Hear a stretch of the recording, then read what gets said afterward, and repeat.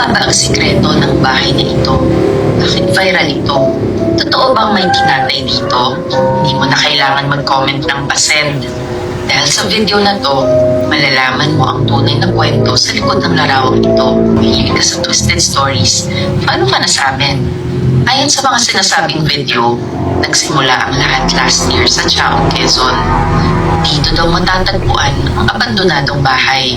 Yung magkakabarkada daw ng taga-PUP na magbabakasyon sa lugar. 5 sila sa sasakyan at papunta daw sila sa Tali Beach.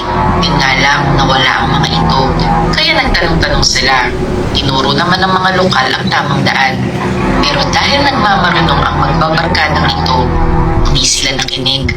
May shortcut naman daw kasi ayon kay Google Maps. Ayun na nga, napasok sila sa isang masukal na daan. Nagulat na lang ang magkakaibigan nang bigla silang naflatan. At sakto, sa harapan pa ng abandonadong bahay na ito. Hindi nila alam kung sinadya ba ito o coincidence lang talaga.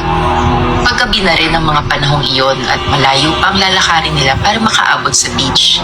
Kaya nag-decide ang lahat na pumasok sa nakakatakot na bahay na ito para magpalipas ng gabi. Hindi nila alam, may nag-aabang sa kanilang mga nilalang sa loob ng bahay na ito. Pagsapit ng 12:00 ng gabi, nakarinig na si Cyril ng mga kaluskos. Pero sa halip na gisingin ng mga kabarkada niya, nagtago ito sa cabinet at vinidyohan ang mga pangyayari. Dito na makikita sa video na isa-isang kinatay ng mga nilalang na ito ang mga kaibigan niya. Akala mo ay parang mga baboy. Mahinig si Cyril habang kinukuhanan ng video ang buong pangyayari. Hindi niya rin alam kung ano ba ang mga nilalang na ito. Mga aswang ba?